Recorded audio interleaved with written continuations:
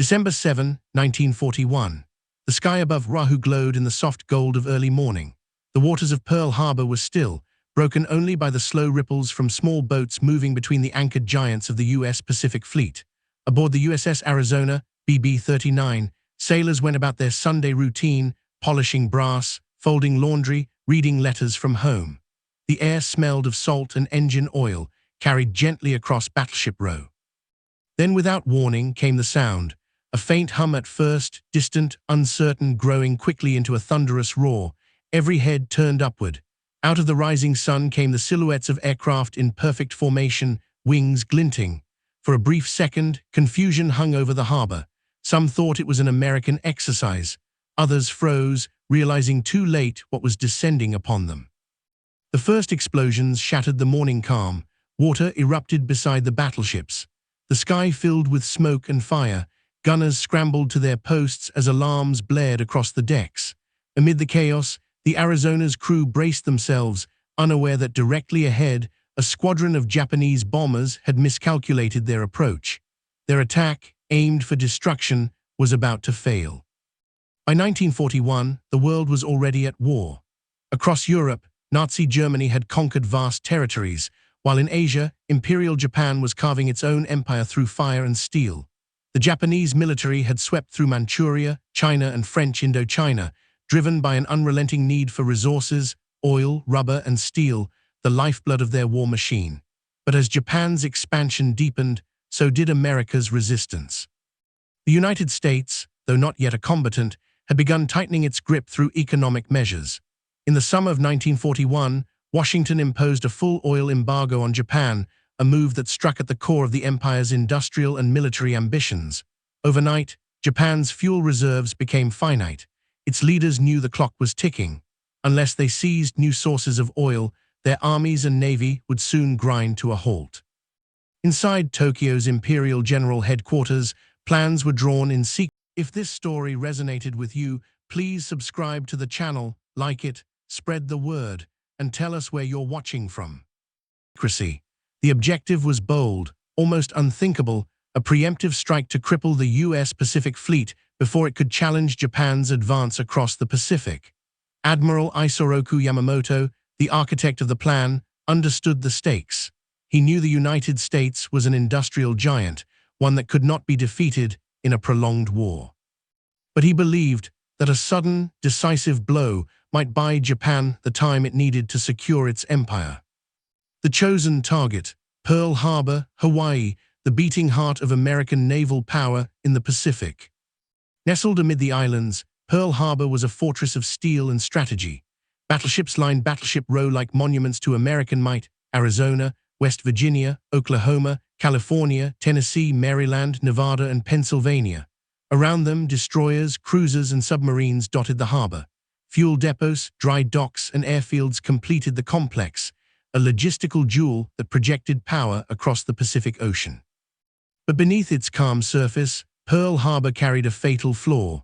It was a harbor designed for peacetime, ships moored close together, aircraft parked wingtip to wingtip, anti-aircraft guns understaffed on Sunday mornings.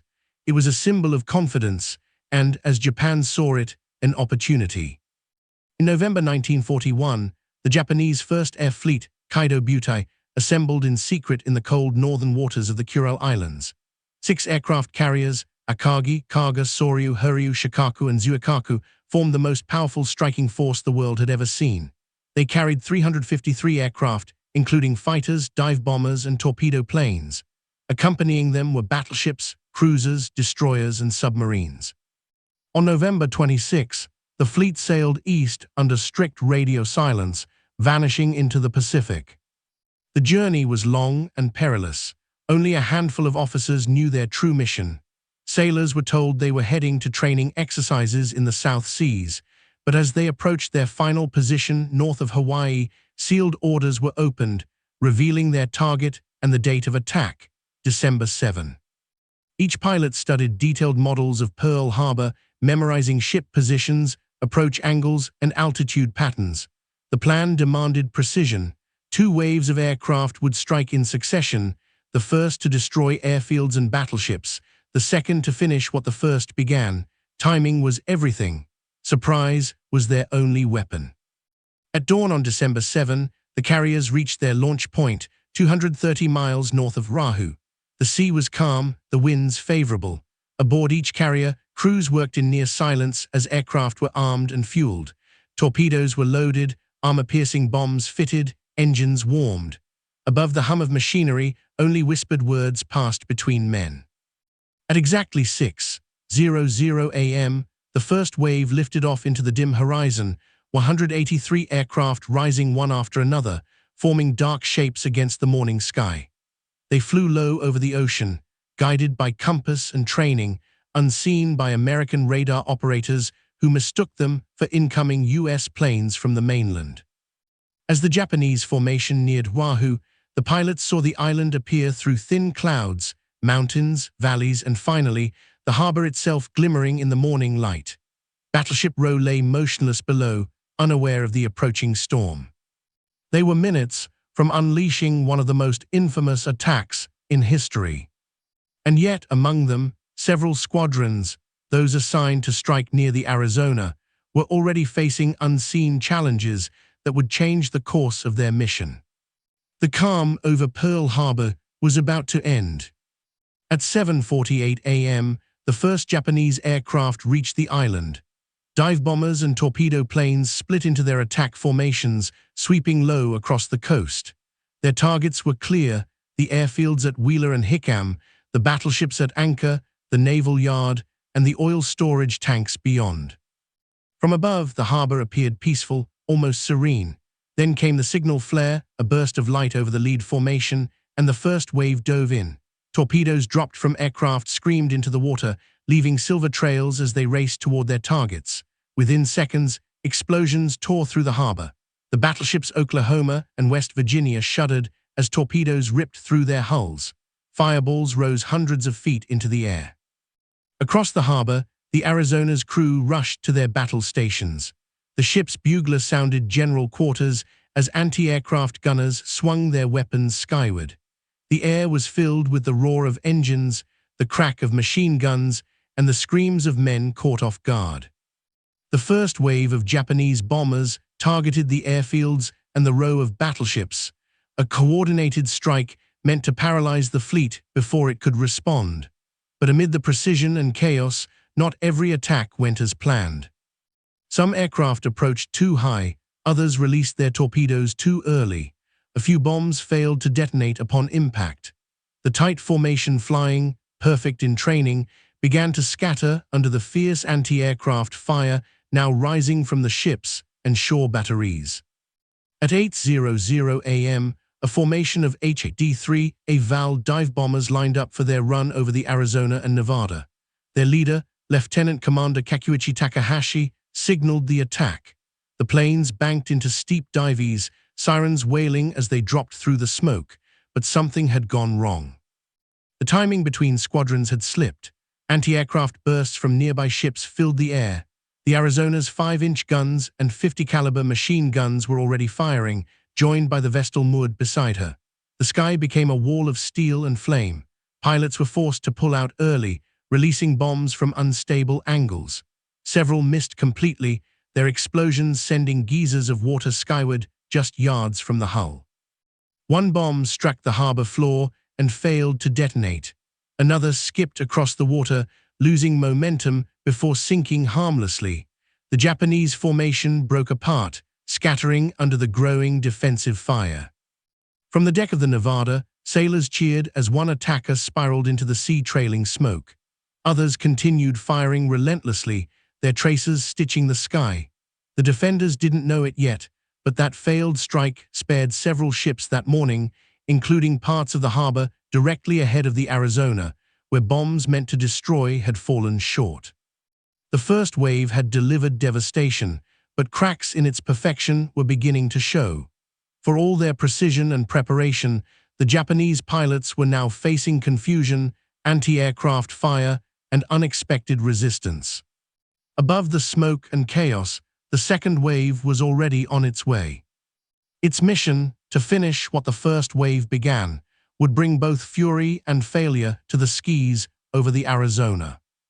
And in that maelstrom, One attack in front of her would falter completely, setting the stage for a moment that would define courage amid catastrophe. Smoke rolled across Battleship Row like a living thing, thick, black, and choking. From the decks of the West Virginia and Tennessee, men shouted orders over the thunder of explosions. The sea boiled with fire and oil. On the Arizona, the shock of the first blasts had already thrown sailors from their feet. Some scrambled toward gun positions, others rushed below deck to seal hatches, their hands trembling yet steady with training. Seaman First Class Donald Stratton, aboard the Arizona, remembered the heat, the kind that seared the skin before one could move. Nearby, on the West Virginia, crewmen fought to keep their ship afloat as torpedoes ripped open her hull. Men jumped into the burning water, only to find themselves swimming through fuel and flames. The air smelled of cordite and diesel. Amid the horror, instinct took over. They loaded shells, swung guns skyward, and fired blindly into the chaos above. To the Japanese pilots, the harbor below looked like organized destruction. Their approach had been rehearsed for months, precise altitudes, exact timing, and clearly designated targets. But as they dove into the attack, that precision began to unravel. The dive bombers that approached the Arizona and Nevada were supposed to strike simultaneously, one group from the west, another from the north. But smoke from the earlier explosions obscured visibility. Communication between formations faltered. One flight of Vals began its dive too soon, another overshot entirely. The lead pilot's attack run was misaligned by seconds, just enough to throw the entire pattern off course. The result was chaos in the air. Some bombs missed completely, others struck the harbor's edge, sending geysers of water over the decks. Onboard instruments rattled violently. Pilots fought to steady their aircraft, their vision blurred by smoke and glare. From above, the Arizona was no longer an isolated target, but part of a chaotic inferno, one where success and failure merged in the same cloud of destruction. Beneath them, anti-aircraft gunners were no longer firing blindly. Despite shock and confusion, the sailors of Tennessee, West Virginia, and Maryland brought their weapons to life. The older 5-inch guns boomed, while smaller, 50 caliber and 1.1-inch mounts spat bursts into the sky. The gunners didn't aim by instruments now, they aimed by instinct. Each tracer round was an act of defiance, a declaration that Pearl Harbor would not fall without a fight. It was here that one of the attack's key tactical failures emerged. The Japanese torpedo planes, Nakajima B-5NS, had trained for months to use the new Type 91 aerial torpedo, modified with wooden fins that allowed it to run in shallow water. The innovation was meant to make them deadly inside Pearl Harbor's restricted depth. Yet, in the heat of combat, several failed to perform. Some torpedoes dropped too close to the ships and never armed properly, others struck at angles that caused them to ricochet off the seabed. A few simply ran too deep, passing harmlessly beneath their targets. The Japanese had achieved technological brilliance, but the weapon's precision demanded perfect conditions that no battlefield ever guarantees. Similarly, the armor-piercing bombs, converted from 16-inch naval shells, carried immense destructive power, but their modifications were crude. Fuses were often unreliable. When dropped from less than optimal altitude, many failed to penetrate before detonation. Some exploded on contact with the surface, throwing up spectacular plumes but doing little damage to armor below. One of those faulty bombs would land just ahead of the Arizona, missing her by mere yards, a failure that spared a nearby repair ship from instant destruction. Another struck the water and broke apart, scattering fragments but leaving no crater. In the official Japanese post-mission reports, several pilots noted unconfirmed hits in the area, a phrase that masked the truth. Not every weapon had worked. For the men below, those failures meant fleeting chances of survival. On the Tennessee, crewmen cheered when a bomb fell short, slamming harmlessly into the water. On the West Virginia, sailors fired at a low-flying plane until it burst into flame, crashing behind the Oklahoma. Each near miss was both a relief and a torment, proof that death hovered inches away but not yet claimed them. The tactical brilliance of the Japanese attack was undeniable. They had achieved complete surprise. But amid that brilliance, friction had appeared, the unpredictable chaos that no plan can control. Smoke, heat, resistance, and human error conspired to twist precision into chance. As the first wave withdrew, the harbor was unrecognizable, burning ships, capsized hulls, and men clinging to wreckage. But the Japanese commanders were already signaling the second wave forward, determined to finish what the first had begun. And within that second wave, another layer of the story awaited, not of machinery or tactics, but of command, courage, and conviction in the face of overwhelming odds. Inside the harbor, leadership was the difference between life and oblivion. On the Tennessee, Captain Mervyn S. Bennion, though mortally wounded, refused to leave his post. Blood streamed from his side as he shouted orders to keep firing. His men obeyed without hesitation.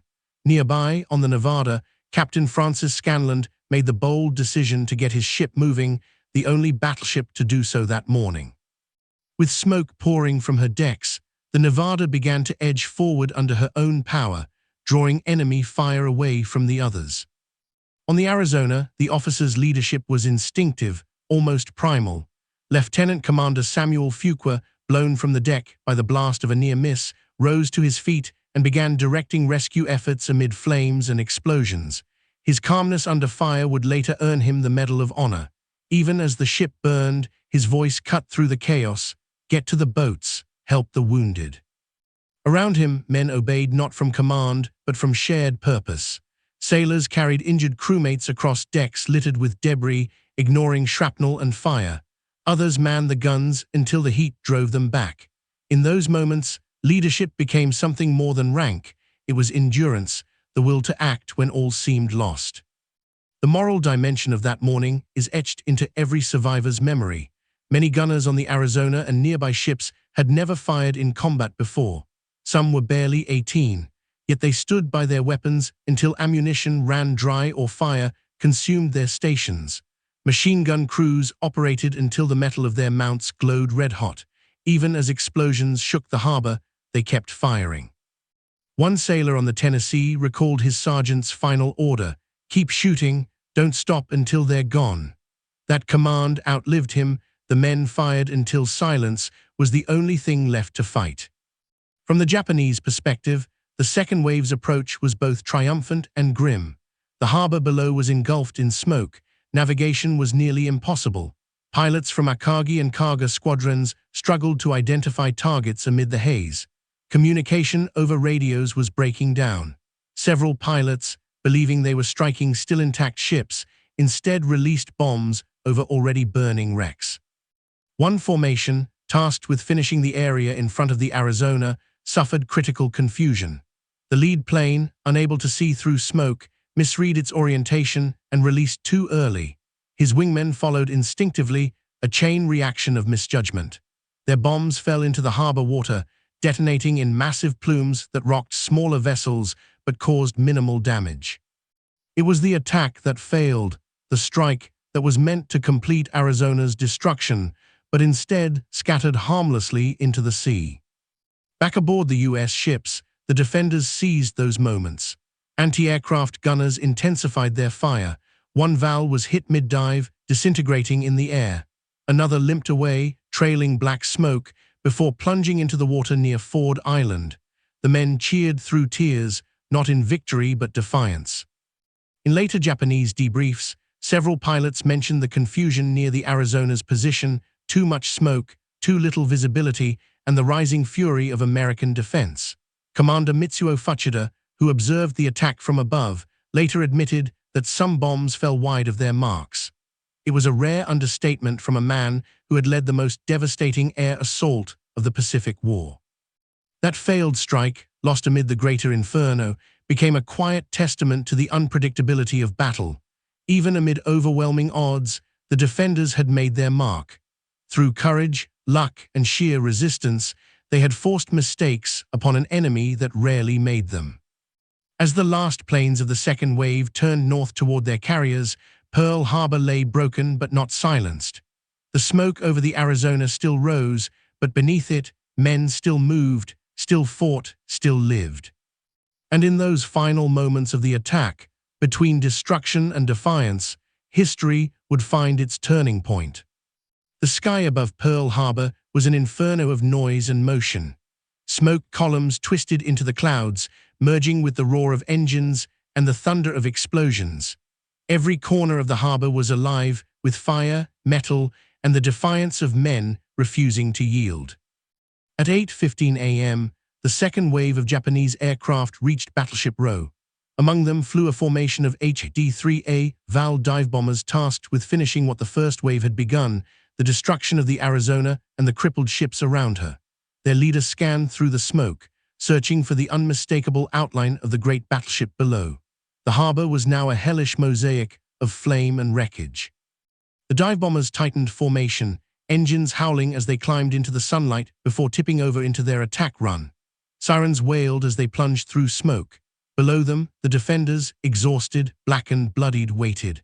The Arizona, though already burning, still stood like a fortress, her guns defiant. The ships around her, Tennessee, Maryland, and the repair ship Vestal, had joined in the desperate fight, their crews firing every weapon they could bring to bear. Tracer fire arced upward, stitching through the haze. Dozens of shells burst in the sky, filling the air with shrapnel. The gunners aimed not by sight, but by instinct, by the sound of the engines overhead. The first bombs fell short. One struck the water just in front of the Arizona, throwing up a towering plume that drenched her bow. Another exploded prematurely, a dull flash swallowed by the smoke. The third skipped across the harbor's surface like a stone, hitting the side of the Vestal but failing to detonate. The crew on her deck, stunned but alive, returned to their posts. To the Japanese pilots, it was a nightmare of distortion. The smoke made it impossible to gauge altitude accurately. The crosswinds rolling through the valley of flame pushed their aircraft off course. Some pilots, blinded by all-fire glare, released too early. Others overshot entirely, their bombs landing harmlessly in the shallows or breaking apart upon impact. One plane, caught in the rising anti-aircraft bursts from the Tennessee, shuddered mid-dive, its left wing tearing free. The aircraft spun violently before slamming into the water. Another followed moments later. Hit by fire from the Nevada's aft gun battery, the harbor erupted in cheers that were drowned almost instantly by another detonation. Amid the chaos, Lieutenant Commander Fuqua on the Arizona continued directing survivors. His voice cut through the noise, calm, controlled, unwavering. Men carried wounded shipmates toward the burning gangways, shielding their faces from heat that melted paint and blistered steel. Gunners remained at their posts even as flames licked closer. The failed attack ahead of the Arizona had created an eerie pause, a window in which the defenders could breathe, aim, and strike back. The Tennessee's gunners seized the moment, focusing their fire on the remaining bombers breaking through the smoke. Shells exploded in quick succession, forcing the enemy higher. From the bridge of the Maryland, officers tracked the falling bombs through binoculars. "They're off target," one shouted. He was right. Of the 8 bombs meant for the Arizona's position, 5 had missed completely, 2 had failed to detonate. Only one, the final drop, would find its mark moments later, sealing the ship's fate. But until that instant, the harbor's defenders had done the impossible. They had broken the rhythm of an enemy attack that had seemed unstoppable. One pilot from Akagi's squadron, Petty Officer First Class Kane, later wrote in his log that the visibility was impossible, our formations lost, and anti-aircraft fire unbearable. His words reflected the moment of collapse, where training met chaos and precision gave way to confusion. Down below, the harbor's defenders pressed their advantage. The Nevada, now attempting to escape down the channel, fired broadside volleys at the retreating aircraft. The West Virginia, though listing heavily, managed to bring one of her secondary batteries back into action. Smoke and flame masked the ships, creating a surreal battleground where visibility was measured in seconds. And still the bombs kept falling, many missing, some striking, others failing to explode at all. It was here, in front of the Arizona, that the Japanese assault reached its moment of fracture, the point at which precision dissolved into luck, and luck favored the defenders. Through the haze, the Vestal's commander, Cassin Young, watched as one bomb plummeted directly toward them. It struck the harbor water just yards ahead, exploding with a muted thud. The wave it created nearly knocked men off their feet, but the ship held. Young, covered in soot and blood, roared orders to keep firing. For every bomb that fell short, every torpedo that failed to run true, another life was spared. Above the inferno, the Japanese pilots could see the damage but not the failure. Their radios crackled with fragments of confused chatter, target hit, uncertain result, visibility lost. They didn't know that their bombs had missed by mere meters or that some had failed entirely. To them, the mission was still a victory. But down below, the men who survived those near hits knew the truth. The attack in front of the Arizona, the one that was supposed to finish everything, had faltered. And that faltering, that split second of miscalculation and defiance, would shape the next moment, the counterattack that turned tragedy into resistance. The failed strike had done more than spare ships. It had lit a fire in the hearts of the survivors. Across the harbor, American guns came alive with a fury unseen in the first minutes of the attack. The defenders had found their rhythm, their aim sharpened by desperation. Every man knew this was their moment, the line between annihilation and endurance. On the Tennessee, the gunners fed shells into smoking barrels, their hands blistered and faces blackened. Spotters called out targets through the din. Dive bomber, starboard, 2 o'clock. Guns roared in response. Tracers laced through the smoke like fiery threads. One Japanese plane exploded midair, showering fragments into the harbor. Another dove too low, clipping the mast of the Maryland before plunging into the water. The Nevada's slow, determined movement down the channel became a rallying sight. Her engines groaned, her decks scarred, but her flag still flew. Gunners aboard other ships cheered as she moved, living proof that the fleet was not finished. The Japanese pilots, seeing her motion, redirected their attacks, hopping to sink her and block the channel. But even that decision further diluted their effectiveness. Their attention split. Their bombs fell scattered. As the attackers broke formation, anti-aircraft fire grew deadlier. U.S. sailors had learned the patterns of the dives, the timing of the releases. They began firing preemptively, predicting where the enemy would appear. The harbor echoed with the rhythm of defiance, each gunshot a heartbeat of survival. The Japanese, once precise and composed, were now flying through chaos. Several reported engine trouble from shrapnel damage. One aircraft, hit by a direct burst from Tennessee, disintegrated in the air. Another, riddled by machine gun fire, exploded before pulling out of its dive. Pieces of aircraft rained across the harbor, landing in the oily flames that spread across the water. In the middle of it all, acts of heroism unfolded in silence. Sailors dragged the wounded across molten decks. Fire parties fought the inferno with hoses that sputtered weakly under broken pressure lines. Chaplains prayed over the dying. In front of the Arizona, men aboard the Vestal continued firing even as fire rolled toward them. Commander Young refused to abandon ship until ordered, leaping into the water only after ensuring every man who could be saved was gone. The failure of the Japanese bombing run in that sector gave those men just enough time to fight back, seconds that separated life from death. And those seconds, multiplied across ships, became the thin thread upon which survival hung. By 9:20 a.m., the attack was fading. The last of the Japanese planes pulled away, fuel running low, ammunition spent. Over 2,400 Americans were dead, but the Pacific Fleet was not annihilated. The aircraft carriers, Enterprise, Lexington, and Saratoga, were at sea untouched. The oil depots, the repair yards, the submarines still intact. What was meant to be a crippling blow had become a strategic spark. In the calm after the storm, survivors looked out over a harbor of ruin. The Arizona burned furiously, her forward magazine having detonated moments after the failed run. The blast had torn her apart, killing over 1,000 men instantly. Yet in front of her, where the failed bombs had fallen harmlessly into the water, smaller vessels and men still lived. The water there shimmered with fire and oil, but also with the faint reflection of survival. For hours after the raid, rescue boats combed the harbor. They pulled men from the water, burned, wounded, dazed, many whispering the same thing: "We fired back." It was not a boast but a truth. They had stood their ground, back on the Japanese carriers. As the pilots landed, the initial celebration masked uncertainty. Reports were inconsistent. Some squadrons claimed hits that hadn't occurred. Fuchida, the operation leader, noted uneven results.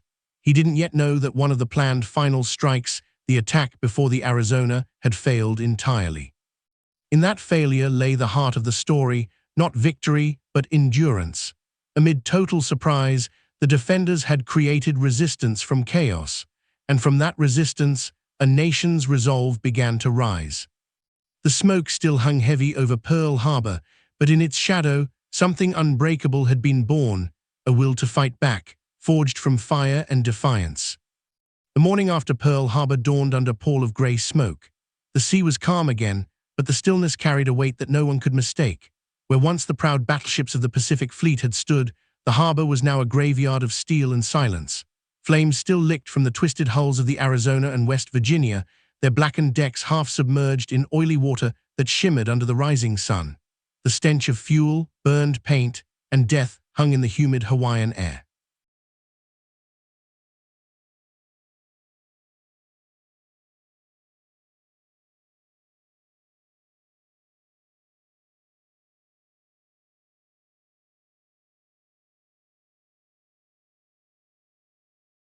Navy divers and rescue teams began the grim task of combing through the wreckage. Small boats moved cautiously between the half-sunken giants, their engines muffled by the debris floating across the harbor, shoes, splintered planks, empty lifebelts, and the occasional lifeless hand breaking the surface. On the docks, men who had survived stood in stunned silence, bandaged and soot-streaked, watching as their ships smoldered into history. The official damage report painted a picture of devastation. 8 battleships hit, 4 sunk or capsized, 3 cruisers and 3 destroyers damaged, nearly 200 aircraft destroyed on the ground, and over 2,400 Americans dead. But amid that destruction were stories of impossible survival, moments where fate, timing, and courage intersected to spare lives. On the repair ship Vestal, which had been tied beside the doomed Arizona, Commander Cassin Young's leadership had saved dozens. Thrown overboard by the shockwave from the Arizona's explosion, he swam back through burning oil to his ship, rallied his men, and led them to safety. His calm defiance under chaos became legend among those who witnessed it. Aboard the Tennessee, sailors worked through the night to keep the ship from sinking. The massive battleship had been trapped against the burning West Virginia, but damage control crews, waist-deep in water, choking on smoke, managed to contain the fires. They would later discover that one Japanese bomb meant for them had failed to detonate, lodging harmlessly within the ship's superstructure. That single dud likely saved hundreds of lives. Then there were the men who had survived in the water, floating among burning debris, their uniforms soaked in oil, clinging to pieces of wreckage as rescue boats weaved through the inferno. Many recalled the moment the failed bombing run near the Arizona spared them. The water rose, but the bomb didn't go off. One sailor later told an interviewer, "I thought it was my last second, but it was someone else's mistake that kept me breathing." By evening, the fires were mostly under control. Tugboats towed the still-burning Vestal away from the Arizona's remains, leaving behind a field of twisted wreckage where the battleship had once stood as a symbol of American power. On shore, officers began tallying losses and compiling first-hand accounts. One phrase repeated across reports: some of their bombs failed to explode. It was a small sentence, but in the chaos of the day, it carried immense weight. For the men who had lived through it, the failed strike was more than luck. It was a turning point in perception. Many had believed the fleet was invincible. Now they saw that both sides were human, both fallible. The enemy's error had given them something to hold on to, the idea that the Japanese war machine was not perfect, and that victory was still possible. That night, Honolulu glowed faintly under the orange haze of distant fires. The hospitals overflowed, the streets were darkened under blackout orders, and the whine of distant aircraft made every survivor flinch. But in the barracks and aid stations, amid the exhaustion and grief, a strange determination began to grow. Messages from across the islands poured into Navy command posts, ready for orders. "We'll rearm immediately, send targets." The same men who had watched their ships burn now begged for a chance to strike back, and somewhere amid the ruin, the first whispers of vengeance took root. The failure of that single bombing run, the one that spared the harbor's center, would soon take on symbolic meaning. It was the moment that proved Japan could be resisted, that the US could recover. No one knew it yet, but the war that had begun in smoke and confusion would end in fire on Japan's own shores. News of the attack reached Washington before the smoke had cleared. President Franklin D. Roosevelt received the first telegrams in the early hours of December 8. Air raid on Pearl Harbor. This is not drill." The words were clinical, almost cold, but what they set in motion was anything but. In Tokyo, Japanese naval officers celebrated. Admiral Yamamoto, the architect of the strike, received reports of success. American battleships destroyed, carriers presumed missing, the Pacific Fleet crippled. Yet even amid the jubilation, Yamamoto's face remained solemn. "We have awakened a sleeping giant," he murmured. He understood what few others in that moment could, that tactical success meant nothing if it summoned an enemy whose resolve was unbreakable. Within hours, the scale of the Japanese miscalculation became evident. The attack had devastated Pearl Harbor, but key targets, the American carriers, the oil storage facilities, and repair yards, were untouched. Those spared resources meant that the U.S. Navy could recover far faster than Japan had planned. And the failed bombing run near the Arizona, though small in the grand scope of battle, became emblematic of that larger failure. A glimpse of Japanese imperfection, a crack in the myth of invincibility. When Roosevelt addressed Congress the next day, his voice carried both fury and clarity. "Yesterday, December 7, 1941, a date which will live in infamy, the United States of America was suddenly and deliberately attacked." The chamber erupted in anger. Only one vote opposed the declaration of war. Across the country, factories began to hum, enlistment lines wrapped around city blocks, and a nation that had been hesitant to enter the conflict now moved with singular purpose. The Japanese command, meanwhile, began realizing the limits of their victory. Intelligence soon revealed that the American carriers, Enterprise, Lexington, and Saratoga, were still operational. Their absence during the attack would soon become one of Japan's greatest strategic failures. For the men on the ground at Pearl Harbor, the aftermath stretched for weeks. They labored to salvage ships, pump out flooded compartments, and recover the dead. Divers worked in darkness, feeling their way through twisted corridors filled with bodies. Each sound of metal against metal echoed through the harbor like a ghostly heartbeat. Yet amid the despair, they found reasons to rebuild. By March 1942, the West Virginia, Nevada, and California were refloated. The Tennessee and Maryland were repaired and ready for service within months. The American industrial engine, vast, determined, unstoppable, was already turning tragedy into strength. For Japan, however, the consequences of their imperfect victory would ripple outward. The failure to deliver a complete, decisive blow meant that their window of supremacy was brief. Within 6 months, at Midway, the same U.S. Navy they had thought destroyed would strike back and destroy 4 Japanese carriers in a single day. In hindsight, the failed bombs near the Arizona symbolized more than survival. They represented the narrow margin by which history turns, moments measured not in victories or defeats, but in what didn't happen. A bomb that didn't explode, a ship that didn't sink, a heartbeat that didn't stop, all became threads in the tapestry of resistance. Pearl Harbor would forever be remembered as a tragedy, but within that tragedy was the spark of something larger, the unity of a nation forged in fire.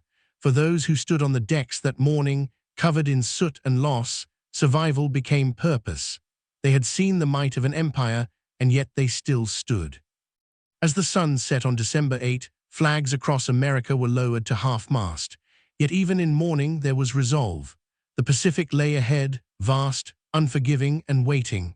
The men who had survived Pearl Harbor would soon return to it, carrying not only scars, but the certainty that failure, even the enemy's, could be the beginning of victory. In front of the Arizona, the waters of Pearl Harbor remained still, a mirror to the sky, yet heavy with memory. Beneath the calm surface rests what was once a symbol of power, now transformed into a silent tomb for over 1,000 men. The oil that still seeps from her hull, drop by drop, feels like tears, dark, endless, and eternal. It is said that each ripple carries a whisper of that morning, when courage stood against chaos, and the impossible became survival. The failed attack in front of the Arizona is often forgotten amid the greater story of loss. Yet in that failure lay the seed of something far larger, the realization that the Japanese assault, for all its precision and surprise, was not absolute. A single miscalculated run, a bomb that didn't explode, a torpedo that veered off course, these fragments of chance became symbols of defiance. They reminded the survivors and the nation that the enemy could falter. From that moment on, America's war was no longer a question of if, it was a matter of when. The men who had witnessed destruction firsthand carried within them a quiet fire. They would go on to fight across the Pacific, from Midway to Okinawa, each battle fueled by the memory of that morning's smoke. Today, the white span of the USS Arizona Memorial rises gently above the water, not as a monument to defeat, but as a testament to endurance. The silence there is not empty, it speaks. It speaks of young lives cut short, of bravery under fire, of errors that became fate. And it speaks of history's paradox that even in ruin, there can be renewal. In front of the Arizona, where one attack failed, history turned its course. Even in destruction, the spirit of those who stood their ground marked the beginning of America's fight back. The flames that once consumed the harbor did not extinguish hope, they ignited it, and from those ashes, a nation rose steadfast, resolute, and forever changed.